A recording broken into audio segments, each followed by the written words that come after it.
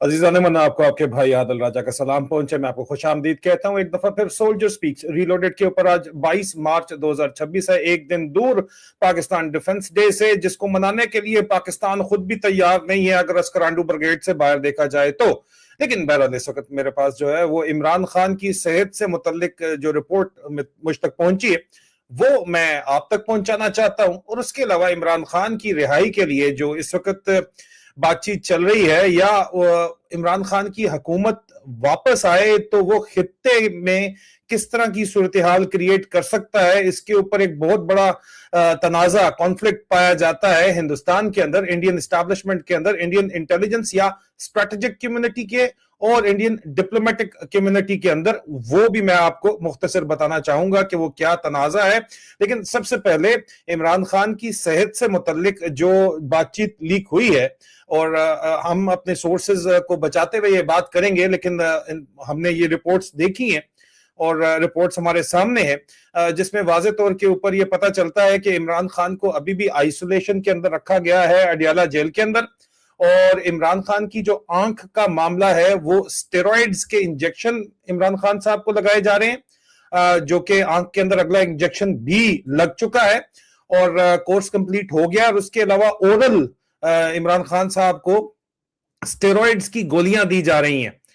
और उसकी वजह से विजन में कुछ बेहतरी बहरहाल वाकई हुई है, लेकिन अभी भी उनकी आंख जो है वो खराब है और वह मुकम्मल तौर के ऊपर खान साहब सेहतयाब नहीं है। और हमारी इतलात के मुताबिक ये हमने कंफर्म किया है कि जो डॉक्टर साहिबान उनको देख रहे हैं, जिसमें Pakistan institute of medical sciences के डॉक्टर्स शामिल हैं, उन्होंने इमरान खान साहब की हॉस्पिटल केयर की रिकमेंडेशन दी। जो हॉस्पिटल केयर की रिकमेंडेशन पहुंचाई गई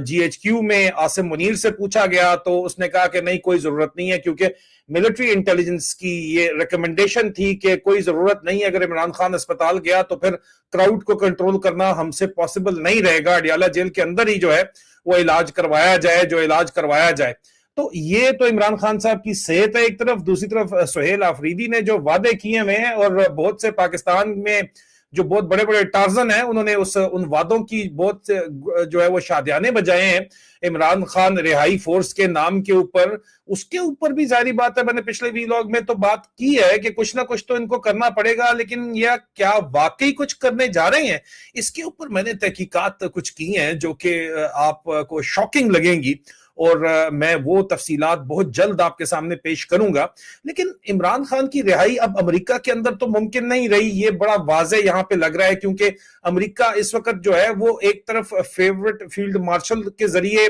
जो काम करवाना चाहता है, जो शिया सुन्नी फसाद करवाना चाहता है या ईरान के ऊपर हमला करवाना चाहता है अरब बादशाहों को साथ मिलाकर, तो उसमें इस वक्त उनको फेल फील्ड मार्शल चाहिए, अवाम का नुमाइंदा नहीं चाहिए, क्योंकि अवाम तो इस जंग को अपनी जंग नहीं मानती, और अवाम ना अफगानिस्तान के खिलाफ जंग के ऊपर तैयार है, ना ही ईरान के खिलाफ जंग के लिए तैयार है। तो उनको fail field marshal one window operation चाहिए। लेकिन क्या इस ऑपरेशन की वजह से, क्या पाकिस्तान के ईरान के ऊपर जो एक बहुत बड़ा तनाजा जारी है उस ऑपरेशन की वजह से, क्या जो हमारा खित्ता है हिंदुस्तान, पाकिस्तान, बांग्लादेश, अफगानिस्तान, इसमें मजीद इस्तेकाम आएगा, या जो है मजीद खराबी पैदा होगी, मजीद जो है वो बिजनेस खराब होगा, मजीद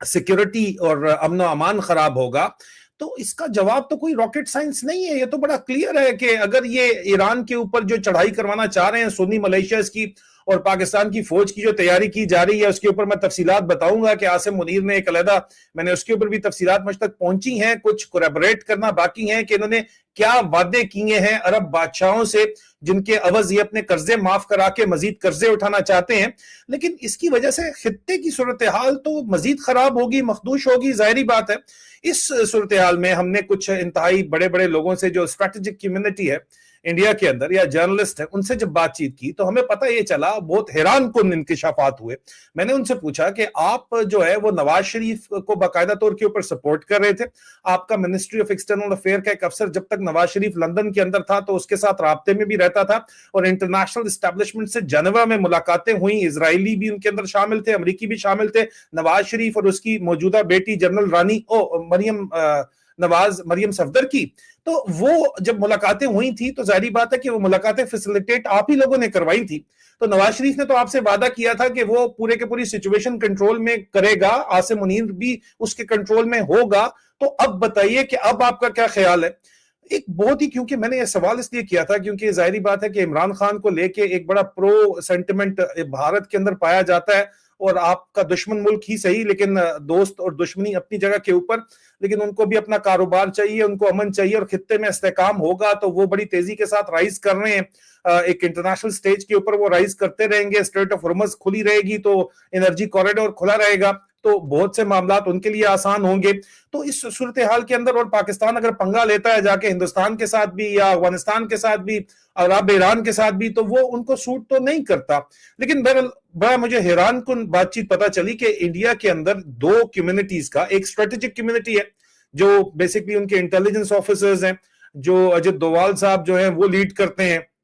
वो एक डोवाल डॉक्ट्रिन भी, उसके ऊपर भी हम बात करते हैं, उनका थॉट प्रोसेस क्या है, और एक डिप्लोमेटिक कम्युनिटी है जो जाहिर बात है कि इंडिया के डिप्लोमेट्स हैं, टॉप लोग हैं, Asia group type Ashok Malik साहब जैसे जो लोग हैं, वो लोग, उनकी थॉट प्रोसेस है इस पे, वो दोनों आपस में बड़ी सवेरली क्लैश करती है। मैंने अशोक मलिक साहब से यही सवाल किया किंग्स कॉलेज यूनिवर्सिटी लंदन के अंदर एक close door by invitation only meeting में, एशिया पैसिफिक के ऊपर एक मीटिंग थी, उसमें मैं इनवाइटेड था। मैंने उनसे सवाल किया कि आसिम मुनीर एक जहनी मरीज है जो इसने 4 दिन की जंग की है और उसके बाद इस वक्त वो मजीद खित्ते की सिक्योरिटी खराब कर सकता है, लेकिन आप लोग अब भी क्या नवाज शरीफ को सपोर्ट करेंगे जो इसको लेके आया? तो अशोक मलिक साहब का कहना यह था, और मैंने उनके बाद मीटिंग के बाद भी कॉर्नर्स में भी बाहर भी मुझे वो मिल गए, उन्होंने कहा नहीं आसिम मुनीर बड़ा जबरदस्त बंदा है, आप समझ नहीं रहे, आसिम मुनीर जो है वो काम ठीक कर रहा है। मैंने फिर इसके ऊपर जब मजीद तहकीक की तो मुझे पता यह चला कि डिप्लोमेटिक कम्युनिटी जिसको अशोक मलिक साहब जैसे लोग जो है सपोर्ट करते हैं, उनका यह ख्याल है कि आसिम मुनीर उनको वो मौके फराहम कर रहा है जिसका इस्तेमाल करके पूरी दुनिया में वो पाकिस्तान को डैमेज कर सकते हैं डिप्लोमेटिकली, और पाकिस्तान के ऊपर जो उनका नैरेटिव है कि ये एक टेरर स्पॉन्सर स्टेट है उसको मजीद सीमेंट करने में मदद मिलती है आसिम मुनीर की हरकत और सकनात की वजह से, which makes perfect sense, fine.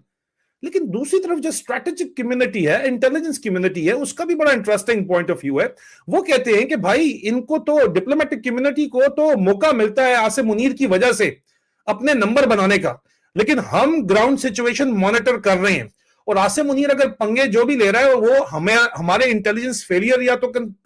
तस्वर किए जाते हैं, या हिंदुस्तान के अंदर हमले होते हैं तो नुकसान हमारा होता है, खित्ते के अंदर जो ये काम कर रहा है आसिम मुनीर उसकी वजह से जो अदम इस्तेकाम हो रहा है वो हमारी डेवलपमेंट इफेक्ट कर रही है। और वो अब ये कहते हैं कि इमरान खान के दौर में जब भी अव्वल तो जब भी सिविलियन सुप्रीमेसी पाकिस्तान में चंद पीरियड्स में रही है तो उस वक्त उनके हिंदुस्तान और पाकिस्तान के ताल्लुकात जो हैं वो बहुत बेहतर रहे हैं, और आखिरी मिसाल उसकी जो है वो करतारपुर कॉरिडोर खुला था, वो इमरान खान के दौर की मिलती है। और कहा यह जाता है कि आसिम मुनीर को DGISI के रैंक से हटाने के लिए एक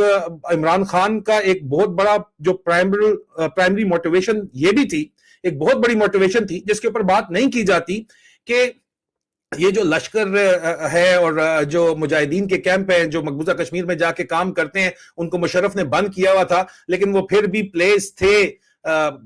लाइन ऑफ कंट्रोल की सेकंड टियर के अंदर, बालाकोट जैसी जगहों के ऊपर, रावलाकोट से आगे कुछ जगहों के ऊपर, उनको इमरान खान ने परमानेंट इस पॉलिसी के तहत बंद करके कहा था कि इन लोगों को रिहेबिलिटेट करें। अब जब फैसला हो चुका है कि अक्रॉस LOC कुछ नहीं करना, तो इन लोगों को आपने किस लिए रखा हुआ है? और इमरान खान के दौर में जो है वो एक हमले के बाद, बालाकोट वाले वाकये के बाद जो है वो स्टेबिलिटी आई थी उस रीजन के अंदर, और उस दौर के अंदर सबसे कम जो है वो इंसिडेंट्स हुए थे दहशतगर्दी के, टेररिज्म के इंडिया के अंदर। बहरहाल उनकी सोच है, मैं उनका पॉइंट ऑफ व्यू बता रहा हूं, और उसका वो क्रेडिट इमरान खान को देते हैं। और फिर सबसे बड़ी बात यह है कि हिंदुस्तान के अंदर इमरान खान को लेके एक सेंटिमेंट बन रहा है। लोग कहते हैं कि भाई हिंदुस्तान में लोगों को यह बताया जा रहा है कि इमरान खान जो है वो पाकिस्तान की जनता, पाकिस्तान की आवाम की पसंद है, और उनपे उसको इसलिए हटा के जेल में बंद कर दिया गया है और आसिम मुनीर काबिज हो गया है, क्योंकि इस वक्त हिंदुस्तान की जो स्ट्रेटेजिक कम्युनिटी है, इंटेलिजेंस कम्युनिटी है, वो नवाज शरीफ से टोटल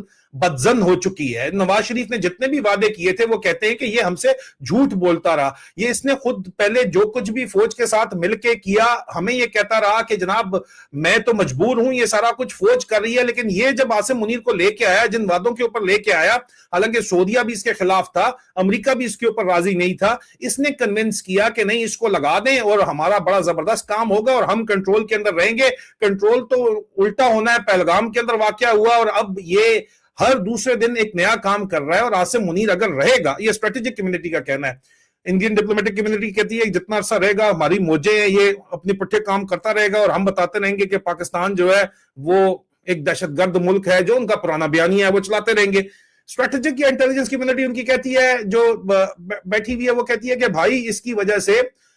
इंस्टेबिलिटी क्रिएट होगी, क्योंकि इस बंदे को लेजिटिमेसी लेनी है और लेजिटिमेसी इसको ना तो अफगानिस्तान पे हमला करके मिलेगी ना ईरान पे हमला करके, बल्कि उल्टा काम होगा, ये हमारे ऊपर आएगा ही आएगा और हमला करेगा ही करेगा। और ये पूरा जो टेरर इंफ्रास्ट्रक्चर खड़ा किया गया पाकिस्तान के अंदर, जो इस वक्त सुन्नी डोमिनेटेड टेरर इंफ्रास्ट्रक्चर है, कलदम तंजीमें हैं जिनको आज दिन तक आईएसआई चला रही है कराची में, अब उसके अंदर मजीद पैसा आने वाला है। तो जिस तरह अफगान जहाद के जमाने में पैसा आया था, तो एक तरफ तो अफगान जहाद यूएसएसआर के साथ किया गया था और साथ ही उन्हीं लोगों को जब काम पूरा हो गया 1980 की दहाई में,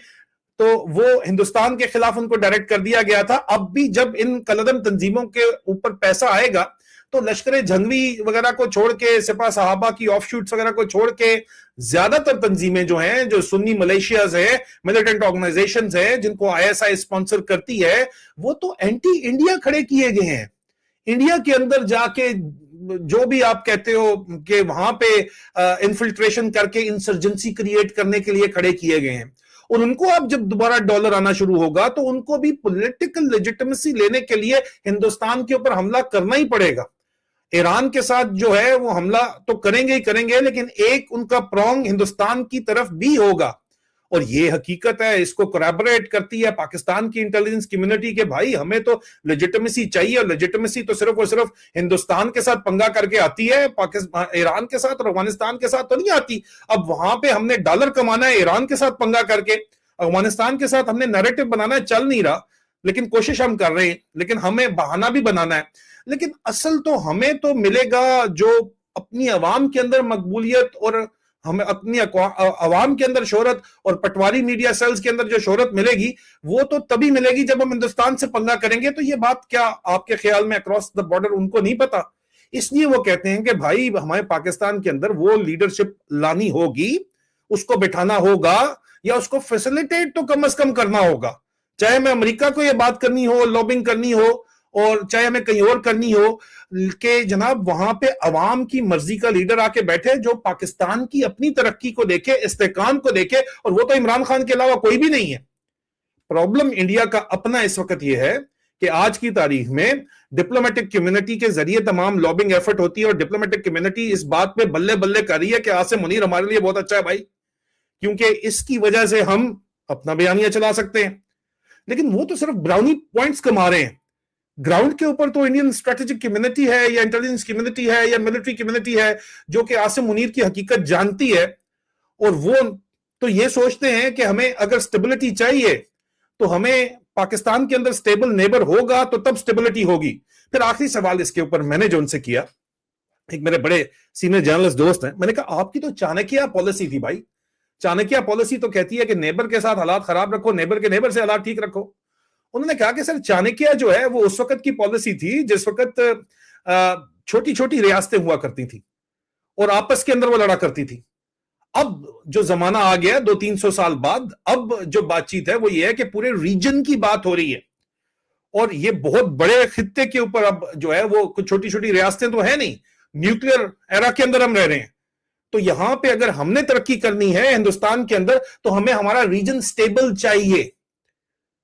तो इस स्टेबिलिटी तभी मुमकिन है जब पॉलिटिकल स्टेबिलिटी हो पाकिस्तान में। पाकिस्तान में पॉलिटिकल स्टेबिलिटी आप भी बता दो, क्या इमरान खान के बगैर मुमकिन है? नहीं। अगर नहीं है तो इसलिए इमरान खान की वापसी के लिए जो है वो इंडियन स्ट्रेटेजिक कम्युनिटी का ख्याल है कि उनकी वापसी ही सिर्फ स्टेबिलिटी, पॉलिटिकल स्टेबिलिटी ला सकती है। But makes perfect sense. And to all the people like Mr. Ashok Malik and the diplomatic community and who consider themselves to be the strategic community. You're not. You're just brownie point earners. इसलिए आपकी तोंदे इतनी ज्यादा बाहर हैं. Brownie कम खाया करो यार. वो सही कह रहे हो, आपका जो इंटेलिजेंस कम्युनिटी है आपकी और स्ट्रेटेजिक कम्युनिटी है, उनकी बात सुनो. अपना ख्याल रखिए. बहुत जल्द दोबारा मुलाकात होती है. Take care of yourself. खुदा हाफिज.